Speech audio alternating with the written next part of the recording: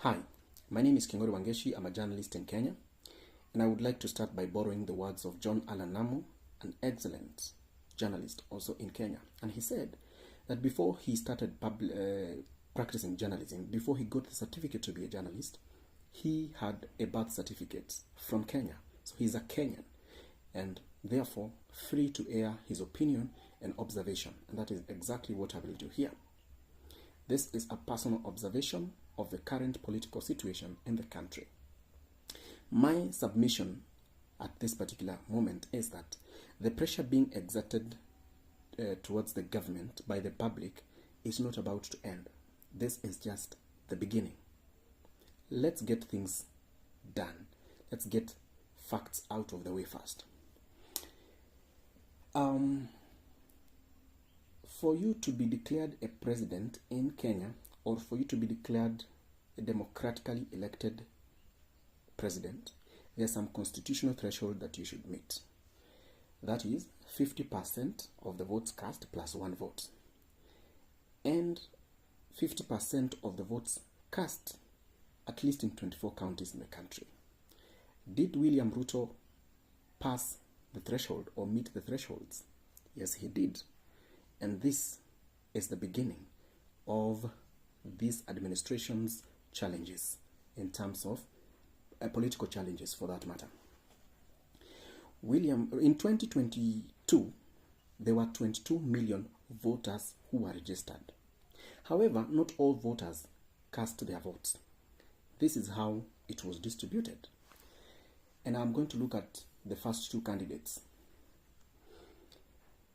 For William Ruto to be in office, he got 7.1 million votes.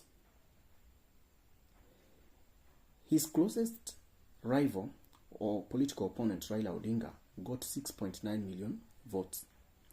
There was a group of people who did not cast their votes. Unfortunately, they were the majority.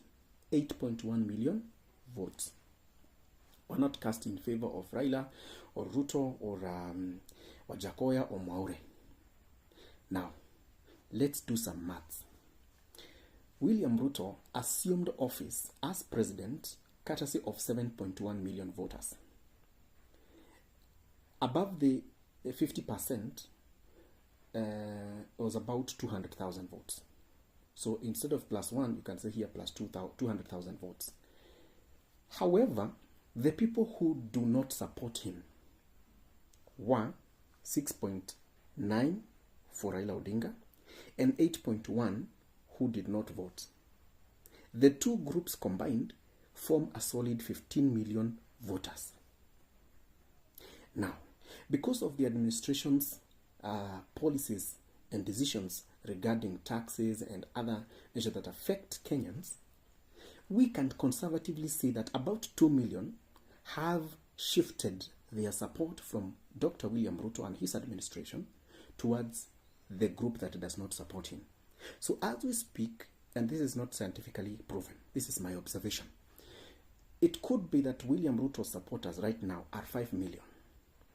And the people who don't support his administration are about 17 million. You get the maths? Because 17 plus 5, 22 million voters. That is the 2022 maths. Now, the reason I'm saying that the pressure is not about to end or to come to, the pressure is not about to decrease, or it is not going to end anytime soon, is because you have 17 million voters against your administration. And only 5 million are with you. The government was asleep. And this is why they were at what we call the comfort zone. They were complacent. They knew they have got the majority in National Assembly and the Senate. To make matters worse for the public that is represented in these two houses, but to make matters better for the president and his administration, the leaders of the National Assembly and the Senate are coalition partners. The Kenya Kwanza coalition partners, they are principal partners in that coalition. Moses Wetangula, the Speaker of the National Assembly, is a coalition partner in Kenya Kwanza. Amason Kingi is a coalition partner in Kenya Kwanza. I wish they had given cabinet portfolios other than leadership in another arm of government. Because if you have the president, the Speaker of the National Assembly, the Speaker of the Senate as coalition partners, do you want to tell me that there is separation of power between the executive and the legislature? Any law, any bill the executive would want to be passed by the parliament would be done easily because they have the majority and the leaders. Probably they meet after in the evening to discuss what you don't know.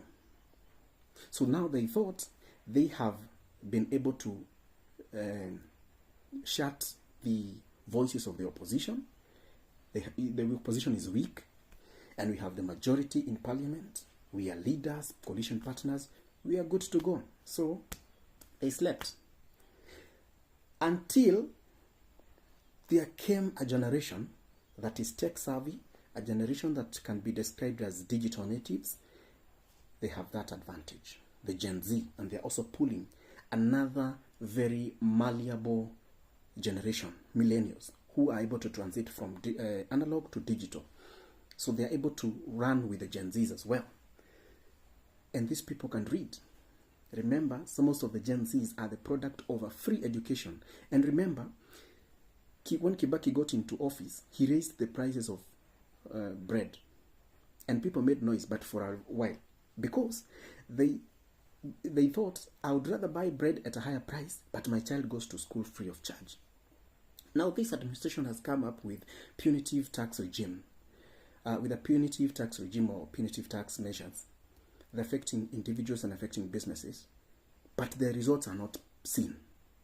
Now, Gen Z come up, they take advantage of platforms that were there, our platform, because Twitter is not theirs, X is not theirs is TikTok, Instagram, Snapchat. But they're using those platforms and their creativity, memes, and recording videos like these ones to pass their message. And I submit to you today that there are some government officials who heard that there was a meeting, a space meeting, and they could not comprehend how can Kenyans go to space and have a meeting there. That's my own observation. That's my own assumption. Because they are so technologically lost. All they know is tenders and corruption. And the results of these taxes that were raised by this government, by the administration, the fifth administration that is led by Dr. William Ruto, it is not being felt on the ground. We only seen by people moving around with sacks of money, That is the trigger that brought about this Gen Z revolution.